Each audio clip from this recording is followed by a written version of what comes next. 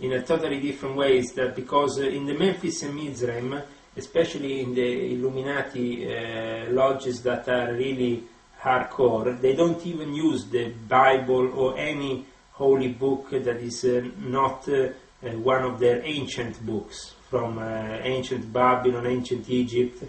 They don't use Jewish, Christian or Muslim references in any way.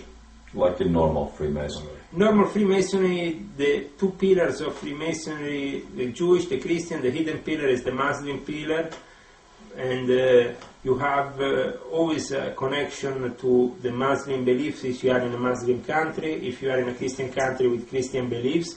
Like for example in Scandinavia is only Christian Masonry practice, apart from Finland, but the rest of Scandinavia is the Scandinavian Rite, the Swedish Rite, which is only for Christians. So if you are not a Christian, you can't join Freemasonry in Scandinavia.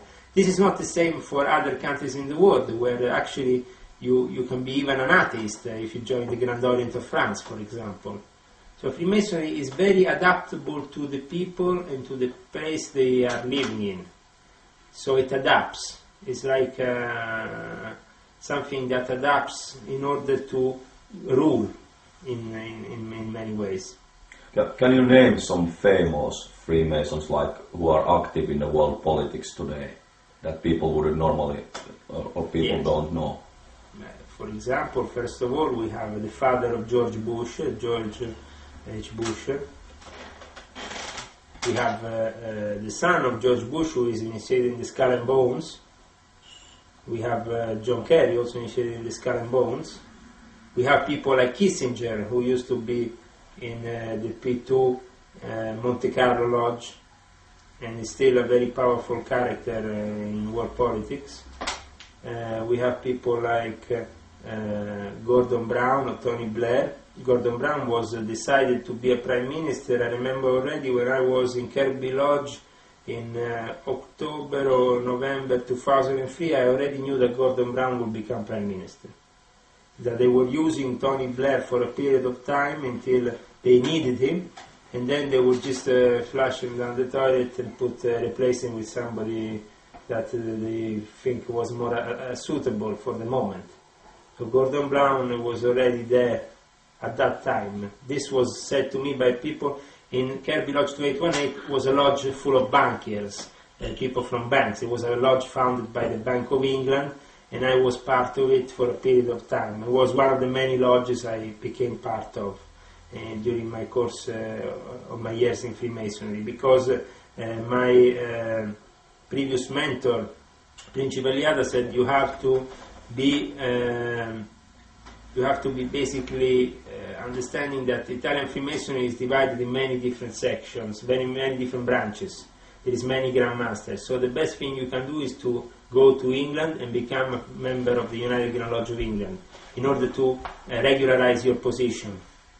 And I did that, which was an experience, but I was also very disappointed because I found out that the so-called regular Freemasons were instead connected with the OTO and with the Satanists, and they actually, when I started attacking the Satanists and the OTO openly, they obviously kicked me out. I wanted to kick me out. I didn't at that point want in any way to go in front of a tribunal. I was pretty happy to go out of a lodge if I wasn't in good standing, and if I didn't want to be anymore in the company of certain people. I prefer to go just to another lodge.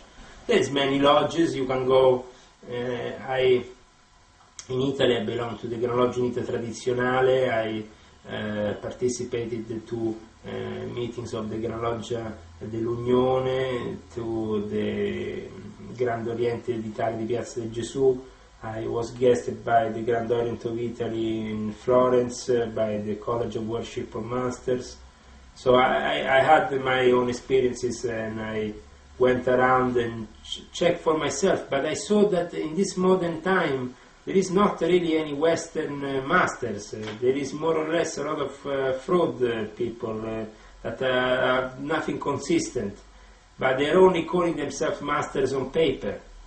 And that's where they take their power, from the big titles on paper, but they were not really people I could call masters. In all this, there's also the fact that there's Satanism present more and more on all levels of the pyramid. And me as a person, I didn't feel comfortable with Satanism anymore.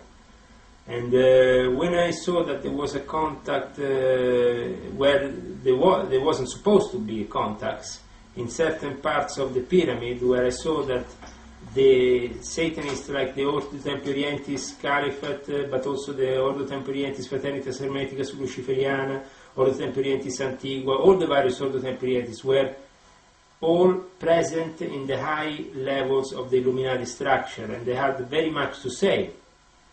So I saw that the Satanists were very much in control of Freemasonry, and through that they controlled the various sectarian activities like the Temple of Set, the Church of Satan. These are inferior levels, that they are controlling.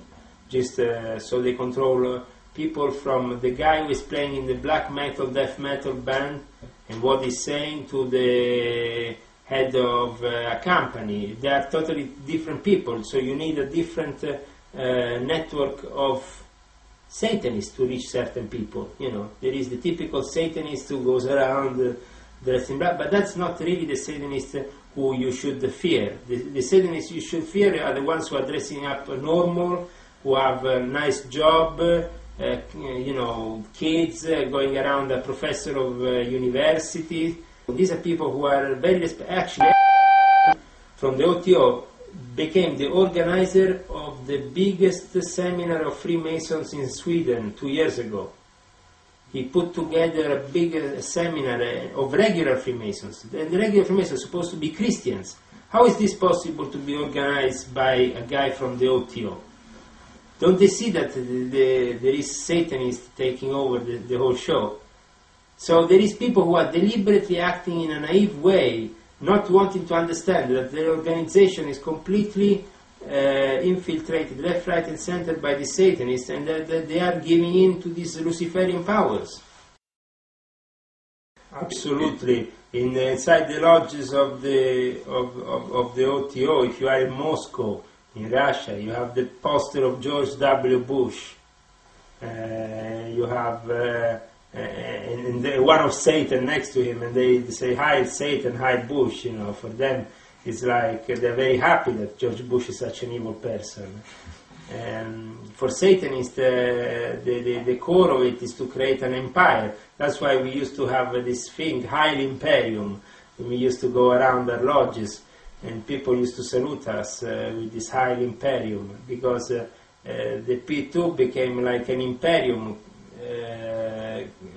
It was such a big myth. Even if the lodge was destroyed by the scandal, the surviving elements and the Committee of Monte Carlo were very powerful, and the P2 still has a big name. So a lot of people are involved with it. Mm-hmm. This documentary would be just for ordinary folks who might never have heard of, like Propaganda Due. Maybe just shortly just tell what it is, and then we can continue another thing. Sure. Propaganda Due was a lodge that was born already at the time of Garibaldi as a lodge propaganda. It was an old lodge, a lodge that existed for over 100 years, and that in the 60s came under the control of Licio Gelli. It was given to him by the Americans of the CIA, so he could control through this lodge all the VIP people in Italy who didn't want their name on the official Masonic list, but